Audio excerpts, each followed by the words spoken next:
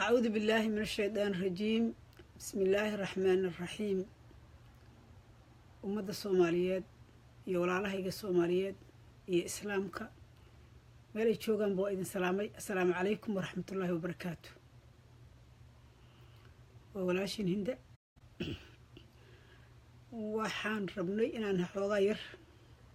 wax iska weydiino xoogaa yar waxyaabaha soo cusboonaaday oo si caqliyeysan oo caqligu u shaqeynayo bini'aadamku si kaleer macnaa in wax isu tusaan baa fiican dadku inay garamaan oo su'aal is weydiiyaan baa fiican wax iska weydiiyaan caqliguna ma ogta inuu hal meel ku dhago waa laga fiican yahay waxa fiican in caqliga bini'aadamku shaqeeyo wax is tusaaleeyo waxa macquulkaana qaato marka waxyaabaha halkan aan ku soo qaadi lahaa waxa weeye arrinta ka taagan ee hadda soo cusboonaatay oo ah muqdisho ka soo cusboonaatay oo la yiri gudoomiyihii gobolka Taabid baa xilkii laga qaaday afayeenkii uu yiri maxamed shacabkii baa doortay 2 sano dambaan dooranay ninka marka wuxuu wax dooranayay iyo waxa isaga kaaya qaldan iyo meeqa dawladood baa meesha ka dhisan iyo wixii dhan baa confuse bay u agtaa marka hadda waxa aan rabay inaan wax ka dhaho mar walba horta waxaan iyo meeqaanka muqdisho oo aad loo soo celceliyo su'aalaha markaan halkan dadka rabay inaan ka weydiiyo aad aan ugu soo noqnoqday waxa weeye horta sidaan ognahayba Soomaaliya 4.5 iyo qabiil bay ku qaybsatay ilaahay anagoo nabad qabna oo bad qabna hana dhaafiyo si nabad Allah nagu dhaafiyo taas oo qof macnaha bini'aadan oo asagu dooqiisa shacabkaas ku doorta yimaado saasoy tahay oo macnaha qabiil wax lagu qaybsaday cid ay iloobay oo macnaha laga tagay oo muqdisho degan miyaa jirta waa su'aal oo aniga macnaha shakhsiyan ugu ah runtii sababtoo ah intaan macnaha arkaya ama wax dhacayeen ilaa hadda wadanku dhowr iyo 10 sano oo dawladda la soo dhisay qabyaaladaas ku socday maadaama qabiil wax lagu kala qaybsadana hadda maqaam cid uu ka maqnaan kara ma jiro muqdishona su'aasha la kala weydiinaa waxay tahay muqdisho ma caasimada Soomaaliya mise waa meel qabiil leeyahay oo qabyaalad oo gobol qabiil u go'an miya ayada waa su'aalaha taagan oo la rabo in wax la iska dhoo runta la taabsiya ay u baahan tahay Soomaaliya caasimada Soomaaliya ilaahay baa muqdisho ka dhigay qof kasta oo Soomaaliya ayaana xaq u leh oo iska leh qof ay u gaar ka taana ma jiri karo haddii meesha qolo ku badan tahana hadda qolada laftigeedu munaafacaadka iyaga badsanaya hasaasa ku fadhiyaan khasaare haday ka timaadana way badsanayaan munaafacaad haday ka timaadana way badsanayaan cidii marka deegaanka u badan laakiin wax la haansho gaar la yiraahdaa ma jiraan waa in dadku bini'aadamku inta ay ka dhaadhacdaa haddii dad marka sadbursiyo doonaya ay jiraan oo qabiilkiina wax ku qaatay qaybtoodana qabiilka ku qaatay af kale la doonay inay wax ku cunaana hadda aqligu dadku lama kala aqli yara taa hal fahmo dawladna saa lagu noqon maayo waxna la isku siin maayo ma suurtoobayso Soomaaliya muqdishona haddii qabiil wax u tarayo 720 sano wax qaban lahaayeen bahal galeen iyo baaba waxaan ahayna qabiilkii meesha deganaa uma soo saacidin muqdisho waxay muqdisho ku tahay Soomaaliya mid ah Soomaaliya dhan dhaqaalaha Soomaaliya mashaariicda Soomaaliya bilicda Soomaaliya ayadaa la galiyaa waxa la gelinayana qabiil ma lahayn Soomaaliya dhan baa leh dadku inay fahmaan waa laga maarmaan meeqaanka maxaa keenay meeqaanka meel 100 meeloodana kala degantihiin hadaan meeqaan ka samaysanaysan ka samaysta muqdisho waa ku gariirinine muqdisho Soomaaliya iskale waa city mar horena in hadii laga rabay xataa 60 sano wixii galaya loo baahan yahay yaa celinaya 60 sano hanti dawladeed baa galaysay oo shacab oo dhan wada leeyahay oo loo siman yahay ayaa galaysay oo ma lagu dhisay oo waliba burburiseen oo mar kale la dhisaya tii horaanba la idin raacanba dadka qaylinaya hal la weydiiyo xoolihii dadweynaha oo Soomaaliya oo dhan oo hantidii dadweynaha oo meesha gashay ay ku baabiyeen horta soo celiyeen midda kale lagu dhisay hadda la gelinayo marka ay ka hadlayaan tii horaaba loo haystaaba taasaan waajib ah in ay ku hor loo qabso xabsi loo galiyo istaahilaan taas marka waxa arinta horta muqdisho waa in macnaha dadku ay wajiga ay macnaha si قبيل كده سو عديستين عدة قبيل وحوغان مقايا سو عديسو مقدشو سوماليا وضا له عد كو غوريا ما جرتو marka horta qalbiga dadka ku haya meeqaanka muqdisho wax meeqaan oo muqdisho ku gaar adiga ma jiro ma ku jiro qabyaalad baad ku kala qaadateen qabiilkaan uu qaybtiisa waa haystaa what else do you want qof kale wixii isma rabtaa Soomaaliyeed taas waa wax 20 sano wax ku weydeen isku baabi'iseen xamarna baxla galeenka aad uga dhigteen mana shaqaynayso again and again no qofka damiirka lagu garanaya maxaa ku soo hara maxay hayto hadii illa ilooba ay jirto oo de aan khadkaba ku jirin oo qabiilada Soomaaliya maca 0.5 ki xataa qabiil laga tagay oo san ku jirin de ha sheegtaan hal cadeeyo oo ha iskeenan aan aragnay qabiiladii ceerinka wax ku qaybsaday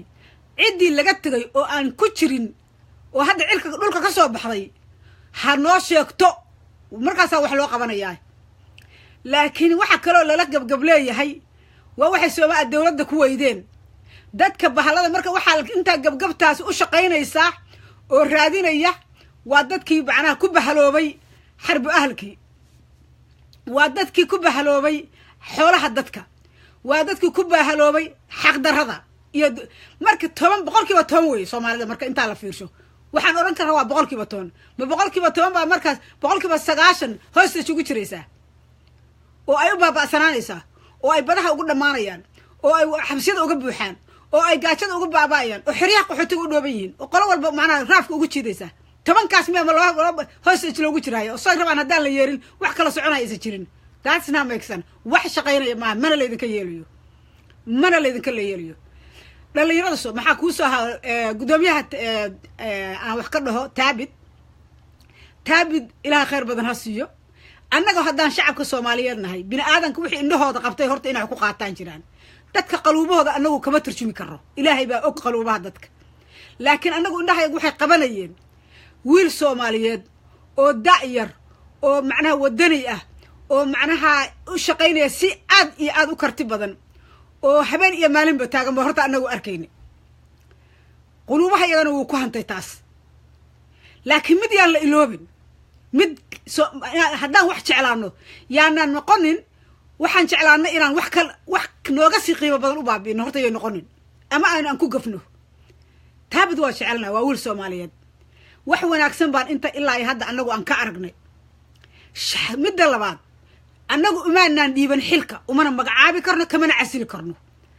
jacaylkayaga iyo markii horena annagaa jeclaanay keena ma aanaan dhihin haddana annagaa jecel daaya ma oran karno dadka dawladda oo wada shaqeynaya oo ay masuuliyadu ka dhaxayso ayaga naga ogsada oo shaqeynayaan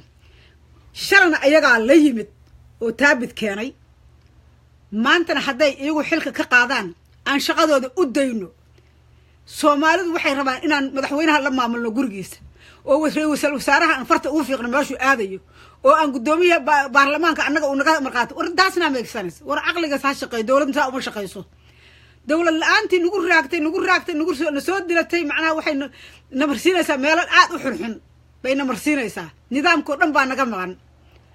marka qofka taabid jecelow annagu waa jecelahay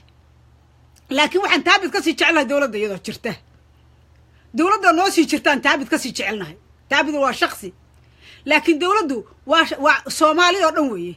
ummadda dhan bay ka turjisaa dawladdu taabid wiil dhalinyaro oo Soomaaliyeed oo aan runtii anigu aad u jecelnahay weeye hase ahaatee maanta wuxuu haystaa xataa haddii xilka laga qaado wuxuu haystaa kalsooni fara badan oo shacab uu naga haystaa annaga hadduu kalsooni naga haystaan inuu hadda iska haleeyo horta ma ahan wixii kale xilka looga qaaday ama waxba soo bixi doona xan ah kulay dhulal hanti dawladeedna waan maqlaynay oo xan ah wixii jira way iska soo bixi doonaan haddii xanta qaran uu ninkaasi uu ku takrifalshay ay jirto runtii waxaa imaanaysa macnaheedu wuxuu noqonayaa de waa dambi qaran weeye dambi qaran hadduu horta magafan waa ilaahay oo bini'aadanku waa gafi karaa ama wax waa si ka noqon karaa haddii dambigaas ka dhacayna waxaan u aanaynaynaa inuu u iishay qabyaalad oo dad kala macnaha ay galiyeen dambigaas aan ma qabo miduu u bareeray inuu yahay laakiin waxay noqonaysaa mid dad ku xambaaray qabyaalad baana ku xambaartaa laga yaabaa odayaashii meesha ka hadlahayay oo lahaa taabid saddex baa isla timid isla baxaysa waa waxa nidaamka la'aanta aan la aqoon nidaamka aan la aqoon iyo dowladnimada taasaa ka masuula waxyaabahaas oo kale aad ku arkaysaa oday waayeela cimrigiisii intuu macnaha uu soo jiray xooggeedii corruption buu kusoo qaabtay 30 sano corruption ku qabaa iyo dowlad la'aan baadiyo inuu ka yimid laga yaaba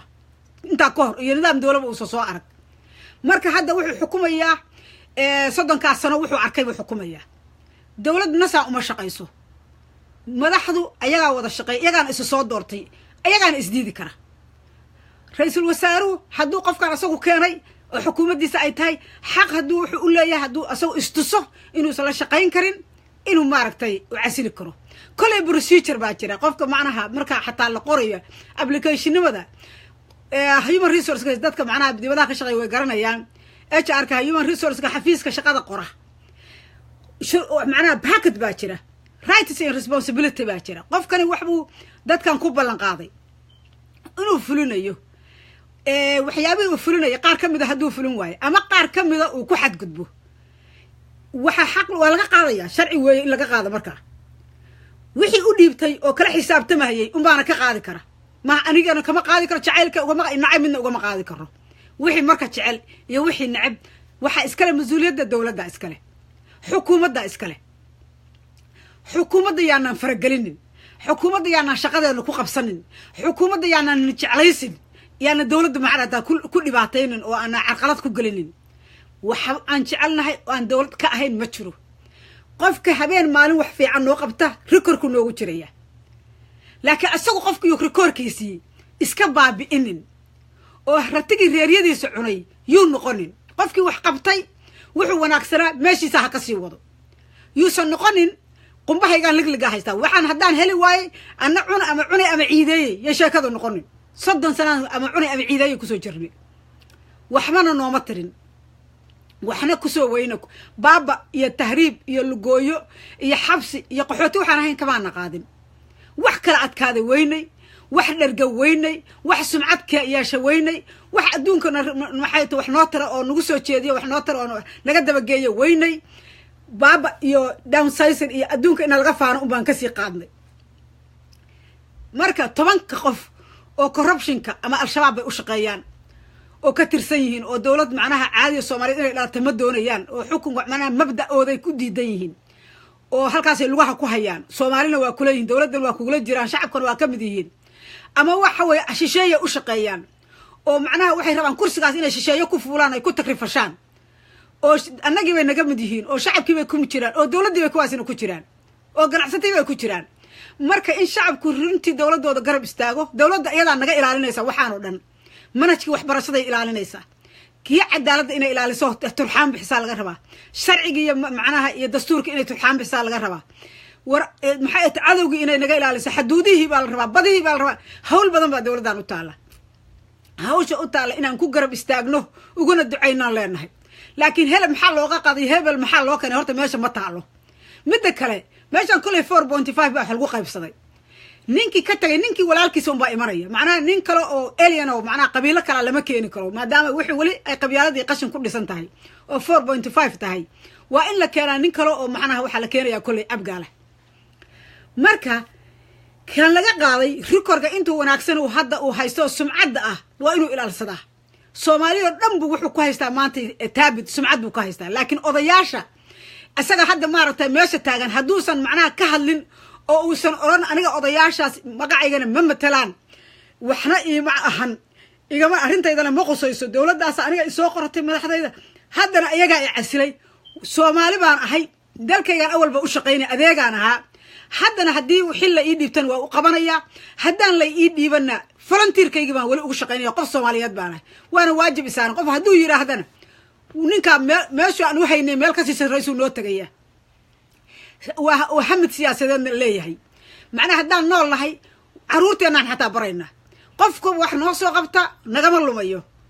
taariikhdu noogu jiraa laakiin hadduu qofku dan lahaa dan gaaban hadduu lahaa oo markuu dantii waayay wax ku galgasho ama qabiil ku galgasho ama meel kale ku soo galgasho horta waa asaga un baa iska shifaya creditkiina iska gubaya laakiin qofkii ay daacad ka ahayd dalkan hogga ku dhacay inuu ka soo bixiyo qabyaaladna Soomaali 30 sano ay soo dilatay uu macnaha iska bariyeelo ma maqlaysaa oo Soomaali si cadaalada oo isku mid ah ugu shaqeeyo qofkii ay ka taasi dhabka ahayd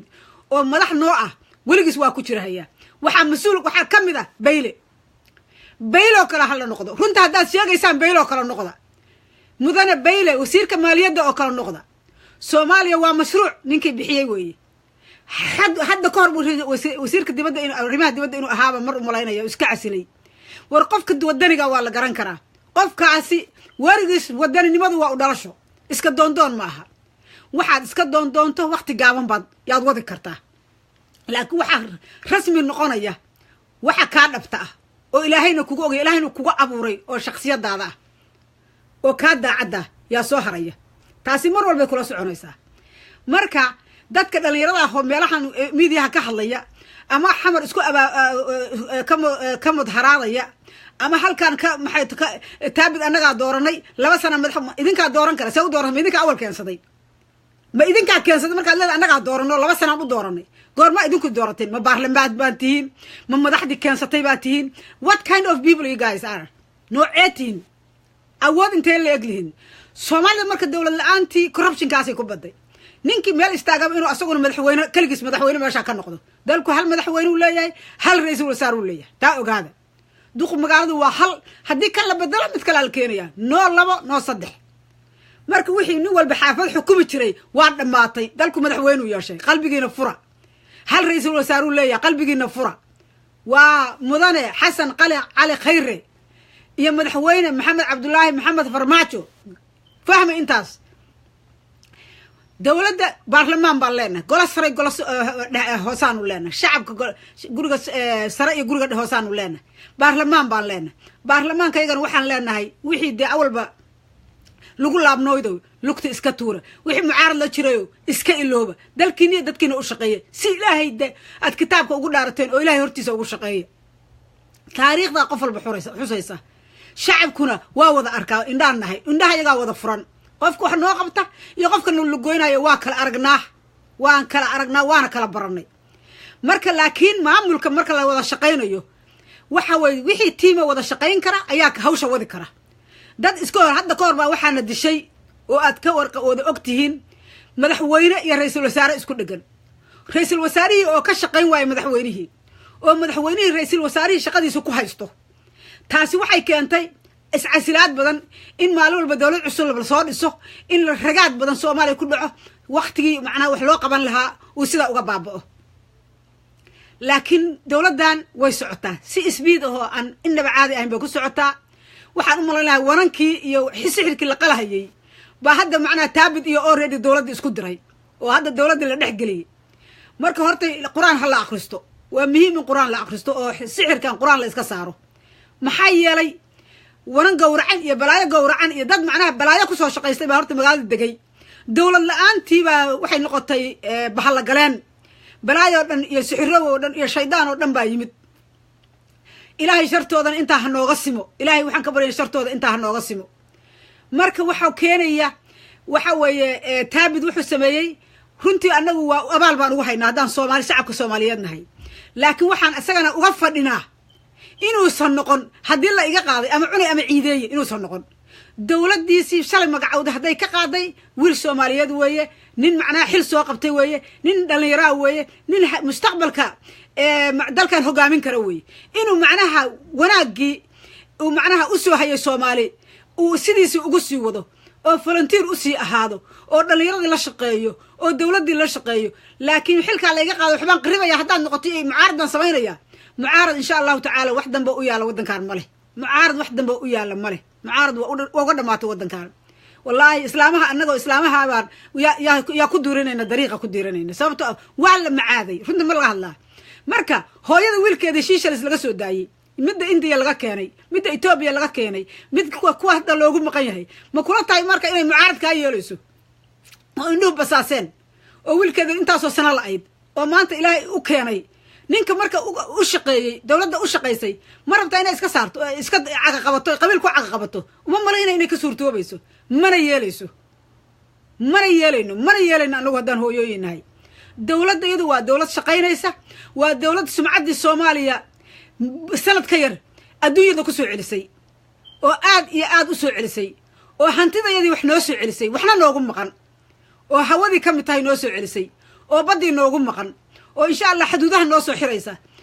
adeerhayaalow isbiid aan tabartooda ahayn bayba ku socon kuwan jannadii allaha geeyo ilaahayna meelsan ha mariyo ilaahayna waxsan ha la qabto marka shacabka soomaaliyeedow hunna hadal maaha hadal hambiriirsi wax arag maahan bay soomaalidu tiraada qabiil haddii uu faa'iido lahay 30 sanaad kaga keeni lahaydeen kuwa maqaamka sheeganayo xamar asagoo dhalaalayo nal iyo biyo ka socdaan oo caafimaadka shaqaynayo oo xero walba shaqaynayso oo sar walba taagan tahay baa yaad barqad leeyin kaga dareeray maxaad ka dhigteen maxaad maqaamka u raadinaysa xamar maxaad ka dhigteen maxaad u sii weydeen maalinkaas maxaad u hagaajin weydeen inteeda maxaad hore uga shaqaadi weydeen maantana maqaamka intii uma la doonaysaan wax kale lama doonaysaan xamar maqaamkeeda xamar maqaam gaar ay leedahay male Soomaaliya dhan baa iska leh maqaamka adigu u raadinaysid maxaad markii hore u sii weydeen midda kale xamar Soomaali baa iska leh qalbigiina fura waa casuumad Soomaaliyeed dadku inta inay ka dhaadhacdo weey ree hebel aad degi jiray ree hebel ayaa joogi jiray idasa maaran ree hebel qabiil bay ku qaybsadeen dawladda qabiil ahaan bay ugu jiraan xumintoodina qabiil bay ku haystaan qabyaalad bay ku haystaan cid wax ka maqan tahay loo baahaday jirta hal soo sheego Soomaali waa wada joogtaay haddii kala soo maaha hadalkii nacnacda inta iska daysaan shacabka Soomaali dawladdiina qabsada iyada dantiina ku jira inta danta yaray bay horta dawlad sideeba waligeed waxay u naxdaa inta danyartay dawlad u tahay danyartoy dawladdiina garab istaaga yaan beel la idin sheegin habarta qaxootiga ku jirta wiilkaaga waxbarasho ku heli caafimaad buu ku heli shaqa loo abuuraya tababar baa la siinaya intaas adoo heli kara maxaad ku falaysaa nin tuug oo qabyaalad iyo siyaasad wato ama shisheeye u adeegaya oo mar jeebkiisa asagu buuxsanaya kaagana $100 inta qalo igu waardiya la bari lagu dilayo maxaad ku falay habar walba waxaan kula talinayaa inay ilmaheeda ceshato inay wiilasheeda ceshato wixii u ceshoomaya wixii kale hada islaam waliba dawladda ay ku ribood garayso tira hebel waa celin waaye halkaas u socda ama al-shabaab u socda ama mucaarad u shaqo wuxuu ka shaqeynaya wallahi habar walba inay wiilkeeda soo dacwayso waa xaq gabar walba walaalkeeda inay qabato waa xaq marka waxa xun in kaliya isku kaalmayno ma fiicna dawladii noogu dambeysay waxay ahayd oo maanta la yiraahdo waa dawlad Soomaaliyeed macna leh 1991 baa u dambeysay allaha u naxariisto jannadii firdawsa allah geeyay maxamed siyaad barra u dambeeyay ka nafsigiisi baana Soomaali ku dhacay wallahi baan ku dhaartay muslim nafsigiisi baa ku dhacay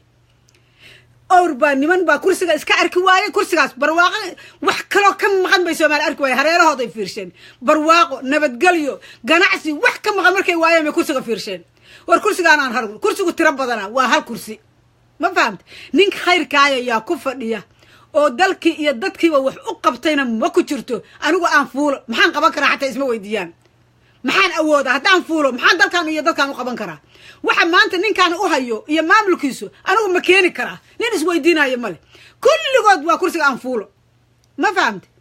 kursiga ha fuulinoo kursiga ka dhacay ilaahay baan ka baryay mid walba qabyaalad iyo wuxuu u fuulaya iyo maaragtay ree qolo kale masaakiin ku baabi'iyo iyo maaragtay shisheeye ugu adeegiyo dad macnaha low quality aan ugu soo haray qabiiladii Soomaaliya horta qabiiladii dagaaladii qabaa'ilka isku layn jirtay waxay ka dhaxashay dad macnaha xaaba inay u soo haraan xaaba u soo hartay halkii milyan baa Soomaali 100,000 baa hal qof oo aqli laga helaa Soomaalida maanta joogta waa 100,000 hal qof baa aqli kale dad bay u egyihiin dadna ma ahan dad bay isu qabaan dadna ma ahan wallahi baan ku dhaartay dad bay isu qabaan waa la bisan yihiin dadna ma ahan waa xaabo sababtoo ah qabiil walba qabiilka kale wuxuu ka dilahayaa qofka nafta leh qofka aqliga leh qofka aqoon-yahanka iska laynayaan marka qarni intaasoo qarni oo soo jiraan hadday saa isaga ugaaranayeen soo xaabo u soo hari mayso waxaad arkaysaa mid baa qola laga dilay warkaas kama dilayo qof fiican baan sugaya inuu ka soo baxo markii qof fiican yimaado kaas uma qalmo ilaa indhaha iska tireen oo dhagiiba iska tireen markaas xaabo labisan oo dad usruwala iyo suudad qaba soo haray a'uudu bi kalimatillah ilaahay aqliga ku soo celiyo saliimka kuwan marka kuwa olaynaya maxay taabida la doortay iyo taabida maxay lama ceyri karo iyo saddexdaad isla yimaado way isla baxayaan been baad sheegaysaan been baad sheegteen islamana imaan islaama bixi mahayaan taabid hadduu baxo kaligiisa baxaya shalana ragii keenay baa hadday maanta ceyriya hadday u tagana asagana waxa u furan inuu sarikoorkiisa iska halaynin waxaan u haynaa sharaf baan u haynaa jacayl baan u haynaa هول كرسو ماليات إنه يهان وهيسنا ودني بان وهيسنا أسوي يو هذا إسكراش أسوي يو إسكا ترتين أنا قلت أسوي شيء do not erase يو إسكا erase جرانين أو إسكا ترتين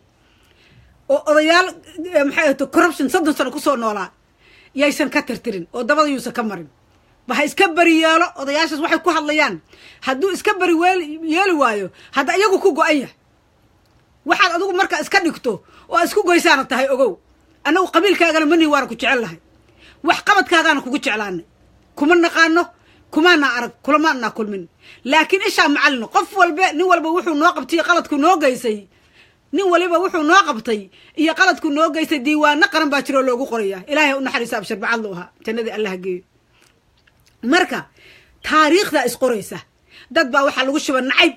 سياد برها لو شبي سياد برها كلي إساق وهو بدناده هرت سؤال لا كويل هذا هبا وبدناده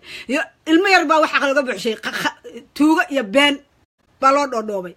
نينك عقل له وأخرين تاريخنا وراعي ونوجان كي هذا إسكو قفلا يا حنون كاس إسكا هيرة ولا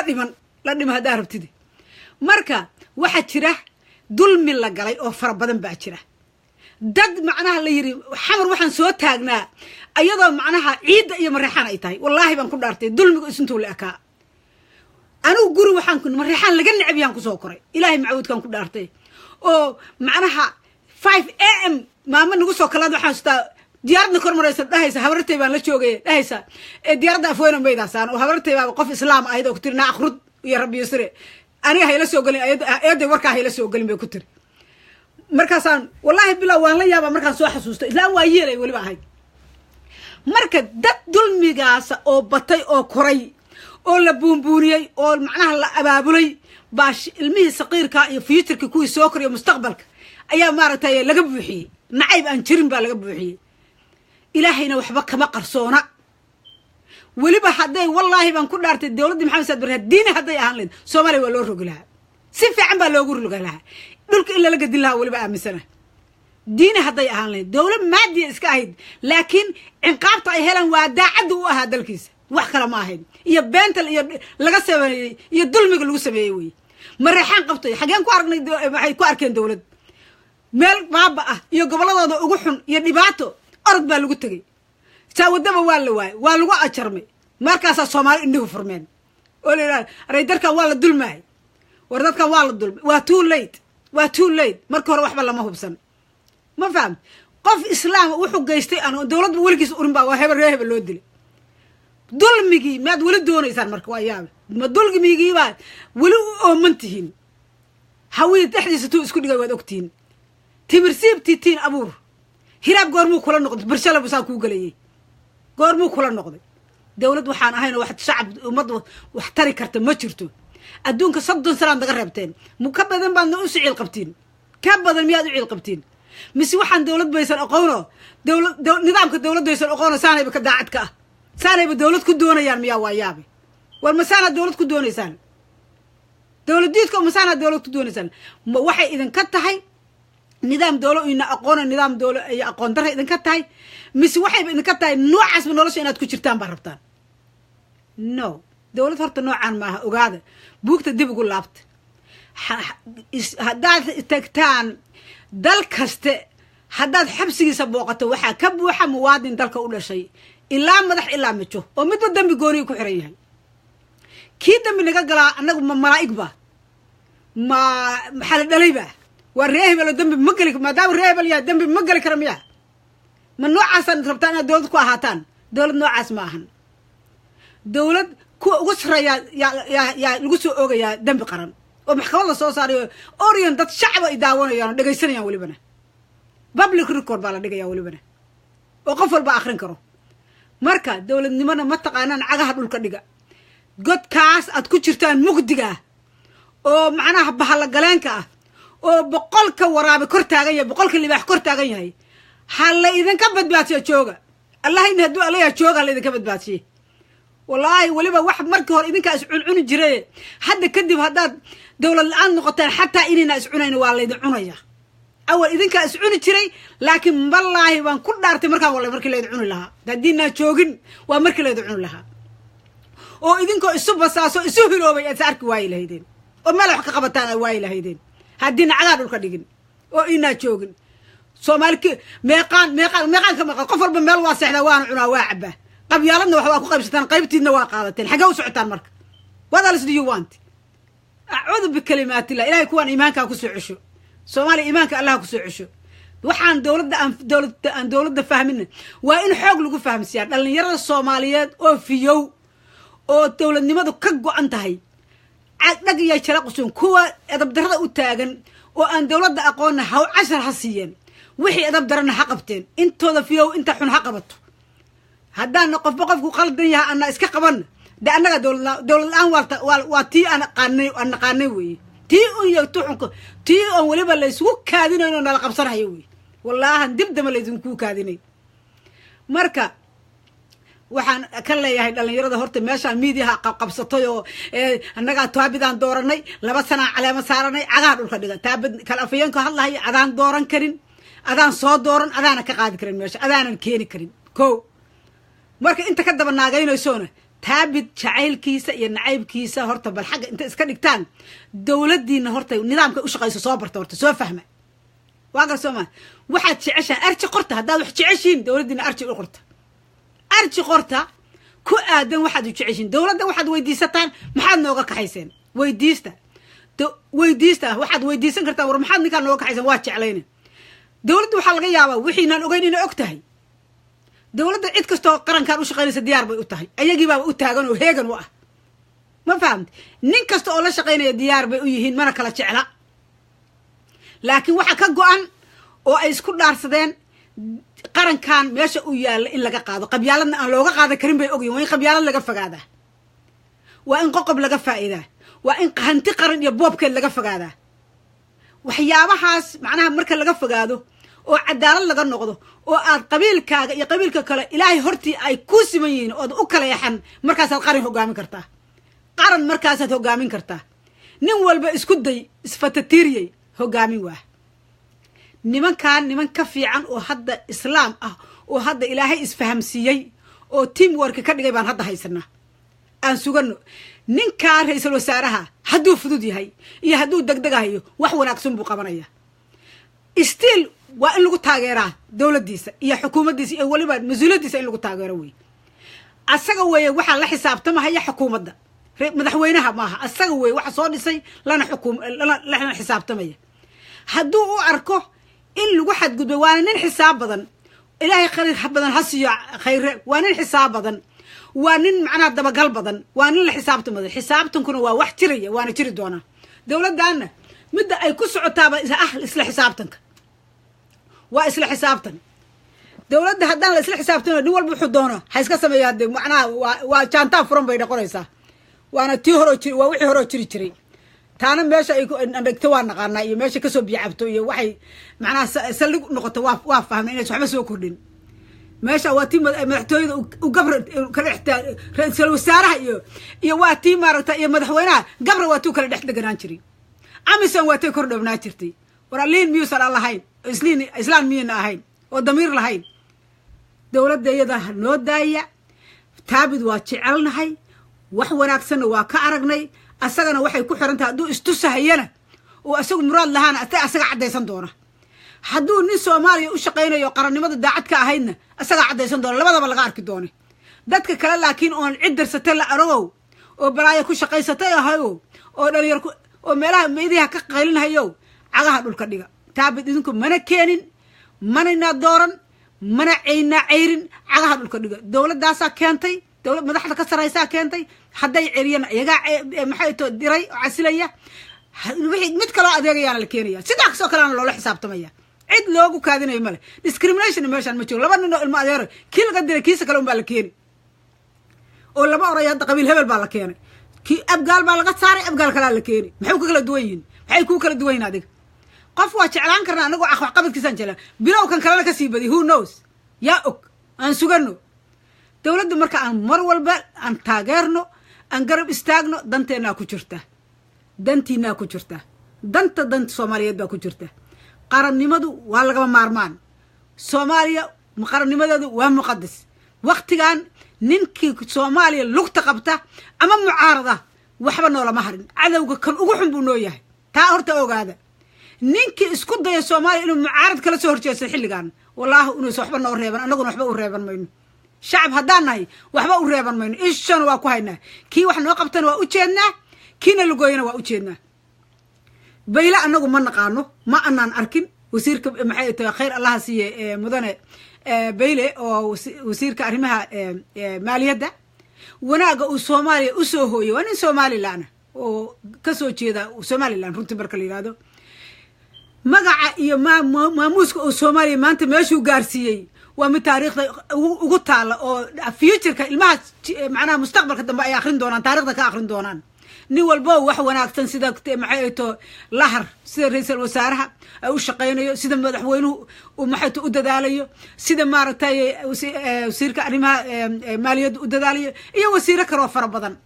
magacyadii baana meesha ka wada haynin ninka iyo maaragta dad badan oo maran runtii macna baarlamaanka ku jira ilaahay khayr badan ha siiyo rag badan oo baarlamaanka ku jira iyo dumar badan oo aad u wanaagsan oo Soomaaliyeed oo ay wadanimadu ka go'an tahayna waa buuxan marka ilaahay khayr badan ha siiyo kuwa adeegaya kuwa maxadaha kalena inay ku dadaan baan ka rajaynaynaa ilaahay inay dalkooda iyo dadkooda u naxaan baan ka rajaynaynaa mooshin waa dhamaaday mooshin ninkii keenaa waa cadawga ka noogu xun walibana ilaa midaad iska jirto anku diir iyo dal kula wadaagin baa jira iyo midka dal iyo dad iyo diir kula wadaag iyo af kula wadaag kugu cadawga kaaga sii xunkan kala wallahi kaagana sii daran marka ninkii maanta jilaafo noo dhigaahi asxaan nooma samayn ninkii mucaarad iyo olola ka shaqeeyana asxaan nooma samayn annaguna waa iska celinaynaa ilaahay idankiisa saasaana marka insha allah isku ognahay inta wanaaga jecel waxaan u dardaarmayaa meel ay joogaanba inta wanaaga jecel inay dowladoodana garab istaagaan waxa xushta iyo waxa maarada xuma ka shaqayskaana iska celiyaan dadka qabyaalada wari hurunayaan in la iska qabto dhalinyarada nadiifka odayaasha baaso ay maskaxda bahashan ka gashay oo la maxay to qabyaalada uun lafaha ka degtay wariyo rehabilitation dadka loo sameeyo horta dawladda waxaan ka codsanay meesha waxa ugu weyn ugu horeysa dhisaysa rehabilitation center hadhisto horta dad rehabilitation oo counseling meel dadkan therapy lagu sameeyo waa in loo dhisaa dadkan cudurraa ku dhacay xanuunaa ku dhacay wallahi Soomaaliya dhan reservation camps in lagu xareeyo u baahan yihiin waa dad wada xanuunsaday hubkii faraha badnaa iyo rasaastii iyo colaadii iyo dhiigii faraha badnaa xanuunay ka qaadeenba qofku meesha u socday meesha ka socdo ma yaqaano marka dad waalan oo xanuunsan baa nagu batay waa in dawladdu markay marka ay u samaysaa horta isbitaallo iyo rehabilitation iyo waa in dhaqaatiir dibadaha looga keenaa dadkaas iyo counseling loo sameeyaa marka waxaan ka rajaynayaa ilaahay inuu Soomaaliya mideeyo midnimo waartana siiyo cudurka iyo maaragta caabuqa ku dhex jirana ilaahay ka dhex saaro ilaahayna maaragta sixirka kuwa la wareegay ayaga inuu ilaahay ku cesho kuwa sixirka la wareegaya ilaahay sixirkooda ha ku cesho ilaahay lugooyadooda ha ku cesho fidnadoodana Allah ha ku cesho carab iyo balaayo iyo shaydaan iyo suuday wixii sixirada wadi jiro dhan baa soo galay meesha wixii u shaqayn jiro annaga noo egbaano sixirka u wada Allah naga qabto oo reer waa kaas taabid ba madaxa laga dhabarka laga taabtay kuwa kalena Allah nooga badbaadiyo ilaahay shartooda ha naga duwo quraanna hal akhriyo meeshii la joogaba ilaahay ha loo bariyo dawladeena iyo shacabkeena ilaahay uu shartu kuwan shartooda naga badbaadiyo oo sixirkooda ka badbaadiyo dawladdu meel ay joogtaba quraanka afka ku hayso culimada maaragtay iyo macnaha wasaaraddeena awqaafta iyo culimadeena waxaan ka codsanaynaa inay maaragtay dawladda quraan noo saaraan inay maaragtay waxyaabahan ay maaragtay masaajidada dawladda uga duceeyaan in maaragtay masiibadan kuwa wadaana ilaahay maaragtay masaajidada ka habaaraan anaguna waa habaarayna habaarkayaan ku ogna wixii dawladeeda dhiba wixii maanta gadaal noo cisho wixii naqashqasha wax badse wax beel bay leedahay dad baa wax badsi raadinay marka wax beel bay raadinayaan marka dambe wax badsi wax beel bay leedahay marka dadka meeqaamka iyo wareerka ku jira xamar waa macsuumadii dalka hawiye iyo daarood iyo isaaq iyo mirfle iyo digil iyo waxal iyo 4.5 waxay doontaba qabyaalad wax lagu qaybsaday nin walba wixii qabyaaladaas uu ku helay waa qaatay cid kale wax ka maqayin iyo cid laga tagay haday jirto hal la ogaado cagaha dhulka hal la dhigo ilaahayna hal laga boqo dawlad la'aan waana dilatay dawladda hal la daayo hal la shaqeeyo ra'iisul wasaaraha iyo xukuumaddiisana hal la daayo hal wuxuu la shaqeyn karo asaga la shaqeynaya walaalkiis wuxuu ku soo shalan asaga doortay maantana wuxuu ku diiday asaga og give him chance asaga naga og daaya midda kale kan kale in adeerkiisu ma iman cid kale lama keenayo digli murfle lama keenayo daarood lama keenayo isaaq waxa imanaya wiil maxay habar gida xataa lama keenayo awgaal kala imanaya cagaha dhulka la dhigo maxay ku kala duwan yihiin kii shaqadiisa qabsan waaya oo uu ka dhex arko inuu shaqadiisa qabsan waayana kolley iyo kolley sidoo kale unbaa isna yuu u tegayaa cidduu doona ha noqdo maalin dhaweed 3 wasiir baa la kala bedelay waad ogeydeen kuwa kale un ehelkoodun baa la keenay marka wixii maadaama ay 4.5 yihiin waa kii in adeerkiisa dilkan ku kale un baa la keenay laakiin ninka xukuumadan waxa expectation ay ka rabto ka weydo waa khasab way diraysaa waa la xisaabtamaysaa marka inaan la xisaabtamin miyaad rabtaan in qof walba meeshuu rabo uu madaxweyne ka yahay miyaa rabtaan nin walba wuxuu meeshuu joogo wuxuu rabo inuu sameeyo miyaa rabtaan ilaa dowlad saa uma shaqaysay dowlad saa uma shaqayso ra'iisul wasaare hadduu soo magacaabay waanu la xisaabtamayaa hadduu ka dhex erki waayey waxyaabihii uu ka rajaynayey expectationkii hadduu ka waayey wuu dirayaa kan kale sharuud buu kula gelayaa saasaan rabaa inaad ula shaqaysid waxaasaan kaa rajaynayaa waa ballan qaaday mid walba markuu xilka rabo ballan buu dhihi laakiin nin walba iyo kartidiis iyo dadnimadiis markuu meesha soo galo ninkii aan iska ilaalin qabyaalad odayaashaan burcadka oo gargaduudka oo maafiyada qabyaalada meesha cimrigooda ku dhamaystay ninkii aan iska ilaalin wallaahi san hore u dhaqaaqay maalin walba dhabarka laga taabanaya anigu waxaan u malaynayaa kuwaasaa ma jira habaabi sixirkiina waa u eersanaya iyo idihii baasoo la qalay odayaasha gargaduudkaana waa u eersanaya yahay mahan nagaad ku joogtaa nagaasaan kuma joogtin qaranka Soomaaliyeed baad u joogtaa ku imaw 4.5 laakiin qaranka Soomaaliyeed baad matashaa qof kasta Soomaaliyeed mas'uul ka tahay qofka halka la keeno taa ku xisaabtamo hadduusan qofka qabyaalada ka fogaanin iyo reehbel iyo iska riix hadduusan ka fogaanin wallaahi dhabarka laga taabanaya sababtoo hore wax loogu waayay waa untii meeshii bay ku soo noqonaysaa marka waxaan rajaynaynaa dalkayagu inuu hore u maro dawladdeedu inay taaba gasho cadawgeeda ilaahay ha qabto ilaahay hor socodkeeda ha wanaajiyo ilaahay ha u sakhiro amuuraheeda iyo maaragtay jidadka qodxaal ay marayso ilaahay ismuud ha uga dhigo danaheeda dhan si ismuud oo si fudud ilaahay maaragtay badahayaga iyo xaduudahayaga iyo ciidamadayada ilaahay noogu soo celiyo cadawgeedana si fudud tii uga guulaysato dawladdeeda allah ka dhigo shacabkayaga dawladdeedana shaydaanka dhexdooda ku jira allah ka qabto kii soo galaya allah ka qabto wanaagooda allah is soo xujiyo dawladdeedan cimrigeeda allah raajiyo ra'iisul wasaare khayr ha guulaysto xukuumadda Soomaaliya ha guulaysato baarlamaanka labada aqal ha guulaystaano shacabka Soomaaliyeed oo dawladooda garab taagan ha guulaysteen cadawgooduna ha jabo inta xunna allah soo hanuuniyo kuwa midnimada dhacan allah xaqa tuso walaaltinimada allah tuso gooni goosadka allah ka maartay ka tirtiro qulubtooda wanaaga allah ku soo dumo iyo midnimada Soomaaliyeed saasaan idinkaga tagayaa walaashin Hinda Cabdi oo idin la assalaamu calaykum waraxmatullaahi wabarakaatuh tiimkayga midnimo qaran na meel aan taagana anu kulay Washington baan ka socdaa meel ay joogaan ba waan salaamay maxay ay wacyi gelinta iyo maaragtay garab istaaga dawladeena iyo meelihii khaladaad ku jira inaan iska ifino iyo inaan iswaanino iswacyi gelino waa laga maarmaan intaasaan marka u soo galay waan idin salaamay assalaamu calaykum waraxmatullaahi wabarakaatuh intaasaan caawin kaga tagayaa إن شاء الله تعالى مركنا وكل مدونا السلام عليكم ورحمة الله وبركاته.